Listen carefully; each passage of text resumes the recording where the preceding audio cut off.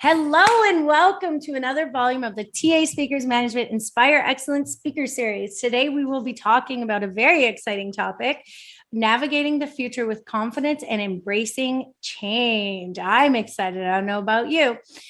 So Gregg Brown is here with us today, a really great friend of mine, super awesome speaker on the navigating the future and change. Gregg is a sought-after keynote speaker, expert, and author who advises leaders and teams on how to lead change and navigate the future of work strategically and decisively. Gregg is on the Forbes Coaching Council, and his ideas have been featured in Newsweek, Forbes, Rolling Stone, and Entrepreneur, and numerous HR publications. His customized and humorous interactive keynotes help you and your team navigate the future of work with confidence. Join me, everyone, in welcoming the amazing Gregg Brown. Hi, Gregg. Hey, good morning, everybody. Hi, Tammy. How are you doing today? I am good. I've got a session this afternoon, which I'm really excited about because I miss seeing people in person. So the more I do virtually, the better I feel. Me too. I just want to hug someone. Right? Who's fully vaccinated? Who's fully vaccinated? Yeah, who's fully vaccinated? Of course. Yes, no, very important. A double vaxxer. I want to hug a double vaxxer. Me too. Awesome. Well, I'm excited to dive into navigating the future and change. I think this is a big topic that many of us are, navigating these days. And so I have a few questions for you. So my first question would be, we've all heard that we need to be change ready. We hear this all the time. You need to embrace change. You need to tackle it head on in order to survive in this world. Why is this mentality so important today more than ever? And what are the negatives of not being change or future ready? Well, there's a couple of pieces to that. I think, if we're going to talk about today, let's talk about the past first, because I think that today our self-imposed limitations are the greatest barriers to change. So our own limitations will often limit us in our belief system and what we can do at work, what we can do at home, and the change that we want to create on the planet. About 25 years ago, I was leading a workshop for a group of Catholic sisters. So this group of Catholic sisters, I would say, were the Sound of Music types of nuns who really wanted to do good on the planet. They were looking to work in the downtown east side of Vancouver, which is the poorest postal code in Canada. Yeah. And they weren't looking to convert anybody to their religion. And I had to do a workshop. I had the privilege, it was a scary privilege, of doing a workshop on sexual health for these nuns. Wow. So that they could actually work with people who are living on the street and not be freaked out by the language that people were using. So I was doing a workshop where 25 of them were standing around in a circle, pieces of flip chart paper on the floor. Every woman had a marker in their hand. And at the top of every flip chart paper were words for body parts between your neck and the knees.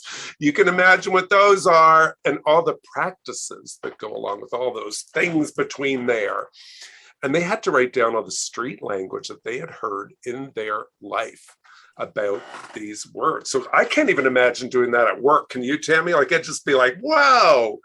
So if you think about their self-imposed beliefs, limitations, the religious training, all that sort of stuff, we were able to create this environment that they actually did. And they filled these 25 pieces of flip chart paper with words I had never even heard of. Now, what was so interesting with that, and I'll bring it up to today, is that as a result of them breaking through their beliefs, their training, what they believed they could and couldn't do, they were able to serve a whole new population that they had not served before. So you can imagine how difficult that would be for you and me to do that, or anybody listening to this. Imagine Catholic sisters doing this, where people are talking about all those body parts using swear words, curse words. And because they were desensitized to them after this, they could provide services, resources, referrals. And I don't mean spiritual stuff, but medical things on the street to people. And it's always inspired me that if they can break through all that belief system to make change, why can't we all do that? I mean, that's the thing. I agree, Greg. That is a fascinating story. Wow. Can't imagine doing that. Must have been a little tricky and awkward, but No, it was. for you, right? It's like, oh, never thought I'd be teaching sex ed to nuns, but hey, here we are. But what was so great was, when we're change ready like that, and it took a while, and any leader in an organization knows this, you have to create the environment where people are able to engage in the change. So I didn't just walk in and say, hey, we're going to do this activity. I had to create the space for that to happen, just like any change leader, project manager, admin professional, CEO needs to create a compelling change story today to engage people. It's the same sort of analogy. And our role is to help people break through those limitations to engage in the change that we want them to. And if we don't do that, we get stuck and we're not able to navigate the future with certainty and confidence like we want to.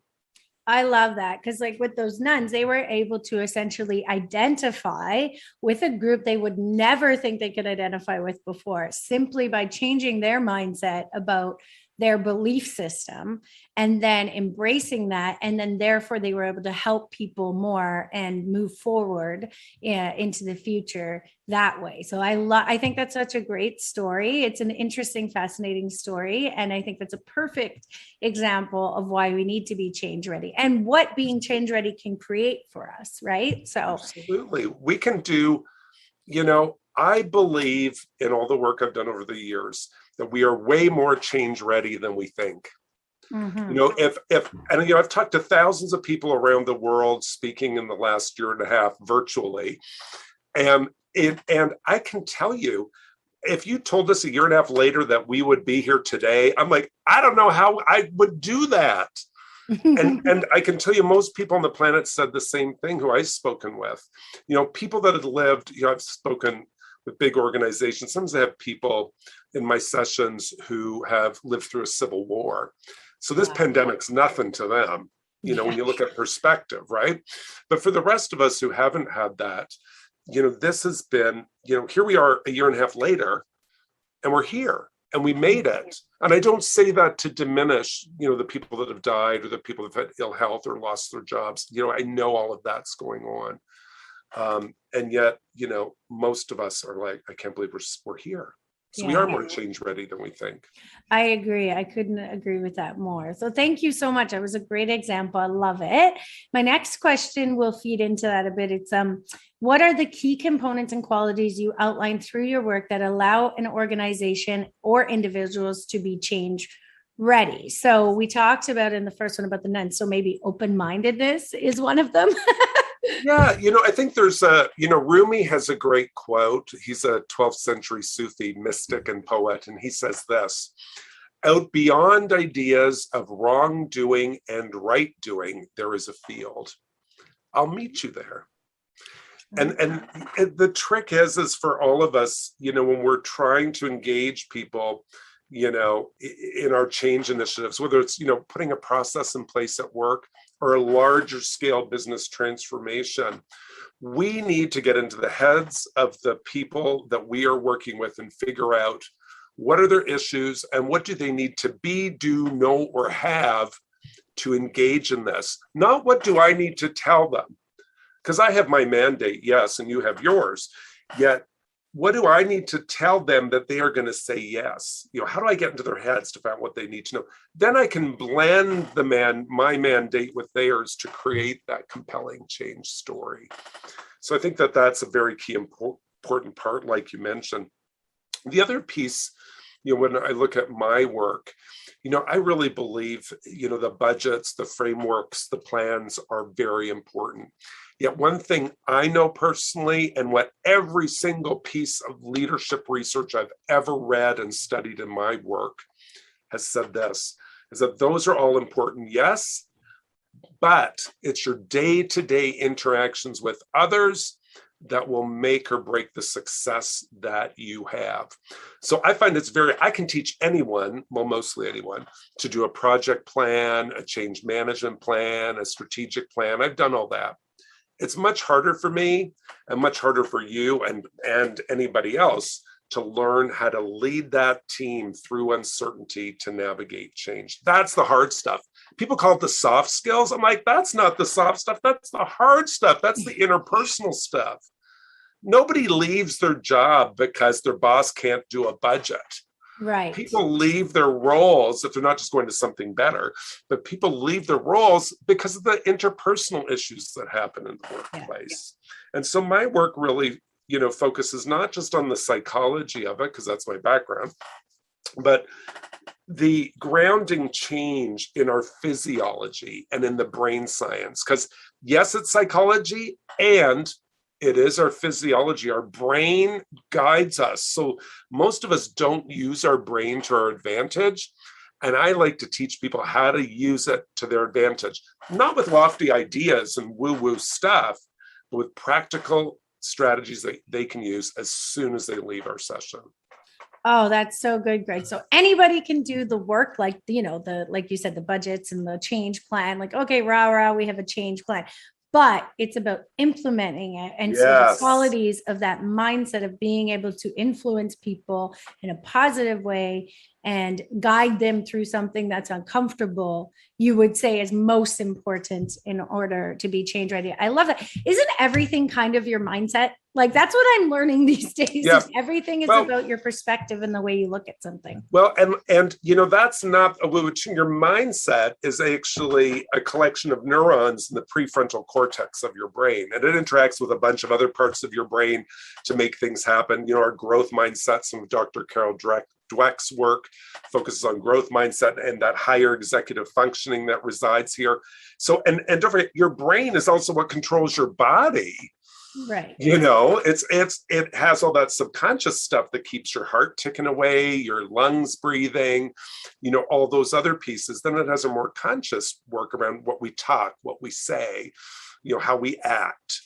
And, when we ground our responses in the science around how we interact and how we work, we become more efficient, we become more productive, our engagements with others ramp up better. And most importantly, I think as leaders, our decision-making capabilities go up. Right, which is so key because we've definitely had to make some big decisions this year. No kidding. And the thing is with leaders, it's really about, no one makes their best decisions when they're ramped up with energy or when they are ramped up in fear about, oh my gosh, we're going to go bankrupt. Oh my gosh, we got to do this. Oh my gosh, we got to do this. That is forcing adrenaline and cortisol through your body, and you will not make the best decisions. Yeah. And so, we want to be aware of what's happening in our body so that we can make the best decisions at work. Because leading and navigate the future starts with us first. Not with our teams, not with our friends, not with our colleagues. I love that. Starts with us first. That is key. I love that. That's awesome. So my next question is, I love this one. If you're in your talks, you speak about the status quo change management thinking and moving away from this to be a more people-centered approach. What do you mean by this? And how can others move away from that status quo thinking to be more productive and useful around change?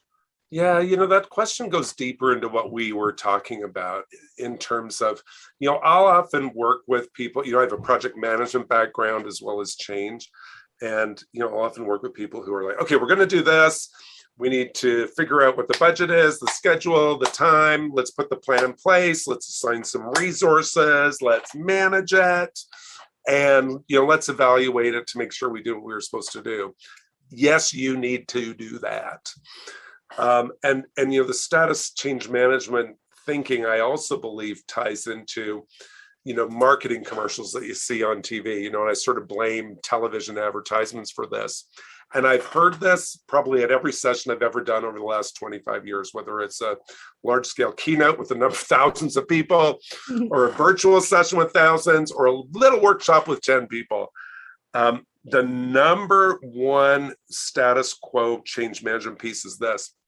If I tell people the benefits of the change, they are going to do it. Ah. And they won't. Mm-mm. So I tell people, and that's like watching it on TV. If you use this detergent, your clothes will be this clean, so do it. And I blame television and advertisements for that, because we do at work, we're like, I'm going to tell them the benefits and they're going to get on board my train. Well, the benefit to you might actually be creating extra work for me. I was just thinking that. Yeah. And you're completely out of touch as a leader if you are not thinking the change through from my point of view. Because remember, the change, the buy-in, the commitment, the engagement happens in the mind of the other person. It's not about you. So who cares what the benefits are if they're not relevant to the person you're talking to? Yeah. So it's asking the question, it's getting into the mind of the other person. So instead of, people often say, well, say what's in it for me, what's in it for that other person. Exactly. Yeah. I'm like, no, start to frame it around what's the impact on the other person. Talk impact. And then you can say, here's the benefits to the organization. And the impact is, it is going to create more work for you in the uptake. Let's have a conversation about that. Oh, I love it. Yeah. Cause that's what I would do. I'd be like, okay, it's great we're doing this change, but really, like, this is going to make my job much harder.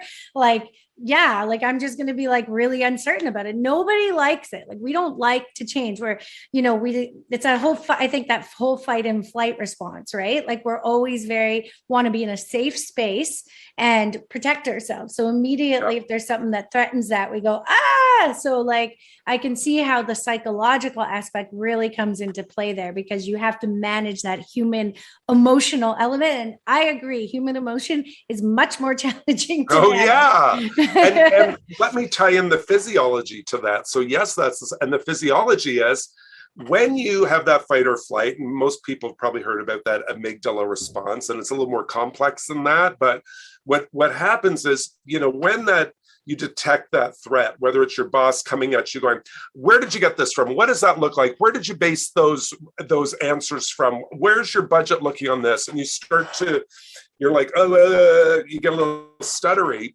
What's happened there is you've detected a threat. That cortisol's flood your brain. You actually lose working memory, and our good limbic system starts driving that brain of our best, and we make different decisions, and we can't talk, and we can't do things. And so that happens, which is that physiological response that ties to that psychology. So it's about, and I can almost see it happening with people now, as most people can. If you think about, if you live with someone and have a fight with them, the fights start out at a cognitive basis and a very I don't like the way you drip the toothpaste. I don't like the way you leave this happen. I don't like this. But eventually that cortisol, the threat kicks in. Cortisol floods your brain, you lose working memory, stuff starts coming out of your mouth. You have no idea where it's coming. Never experienced that before. Yeah, me neither. And what happens is the fight breaks up for whatever reason. The verbal altercation breaks up. It's not a fist fight, hopefully. The cortisol leaves your brain, and all of a sudden you start thinking clearly again. And that thinking clearly is the cortisol and adrenaline removing from your brain. And you're like, I can't believe I said that, Tammy. I'm so sorry. I can't believe I just said those words out of my mouth. And that happens at work when people start to be like, benefits. You're like, you don't have any clue as to what's going on in my job. Yeah. You have no clue. And when you don't, and when people feel that way, they will not engage in your change initiatives. And one other piece I want to hit on that you said that's super important is that, we all adapt to change and deal with change really well. That's our idea. If it's my idea, I like it. And everyone listening knows this. If it's your idea, you like it. It doesn't even matter if it's well thought out. You still like it. It's your idea. You're ready to go. If it's someone else's idea that you disagree with, or comes from someone that you don't like, or at work where most of us are, that is imposed upon us from above, it's change that we may not, I don't want to use don't like, but it's change that forces us to adapt to it in a slower way. And our job as leaders is to help people, what I would say is sort of narrow that window to adapt to those changes quicker. Yeah. Because if everybody takes this long to adapt to change at work, you're going to be a slow moving organization. But we can build the skills and practices to help people navigate the changes quicker. It's like us with this pandemic. It took us a while to get into the groove. Let's hope another one doesn't hit us in our lifetime. Generally, they don't tend to hit twice like this in a life. But guess what?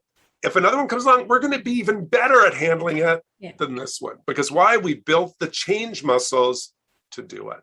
I love it. I love it. Thank you. That's so fascinating. Thanks for sharing that.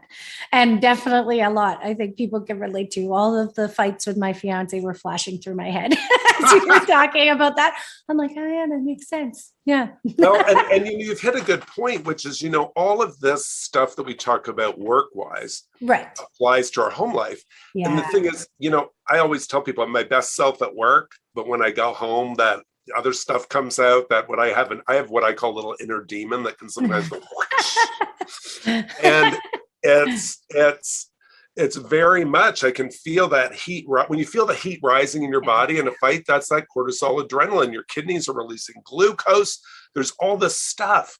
And as a leader at work or worker at work or individual contributor or nurse, whatever your job is, people that work in emergency rooms, for example, are trained to keep that down so that they can make good strategic decisions under pressure. And that's not for everyone, of course, but that's how that regulates that. We want to be conscious of that. Thank you so much, everybody, for tuning in. That was part 1 of Gregg and my interview about change and navigating the future with confidence. Thank you so much. We had so much fun that we will be coming back for part 2, where we dive a little bit deeper into this concept of change and talk a little bit about how we can navigate the new space of world of work of which we are headed into. So make sure to tune in next week for part 2, and we look forward to seeing you then. Bye for now.